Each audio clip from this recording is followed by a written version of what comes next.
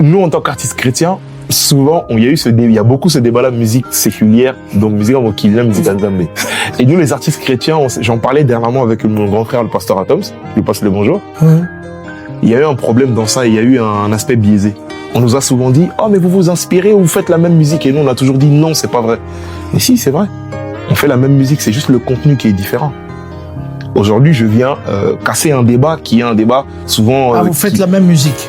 En réalité, on fait la même musique à proprement dit. Quand je parle de musicalité, il n'y a pas de do chrétien, il n'y a pas de do séculier. Voilà. On fait la même musique. Culturellement, quand je parle de la rumba, je peux avoir des références comme Taboulé et Rochereau, des références comme Madilu System, comme des références comme Vox Day, comme des références comme Papa Thomas Lokofé, comme des références comme Dabuta. Tu vois? Et ce sont des références musicales chrétiennes, séculières, mais qui font la même musique en l'occurrence. C'est quand on parle de références de musique rumba, on parle de Odemba, on parle de Chacho, on parle de plusieurs styles de Fiesta, musique. Fiesta. Quand on parle de Seben, on peut parler de Seben cadencé, on peut parler de bon, les styles m'échappent, mais tout ça pour dire que ce sont des références qu'on doit jouer avec les codes de ces références-là.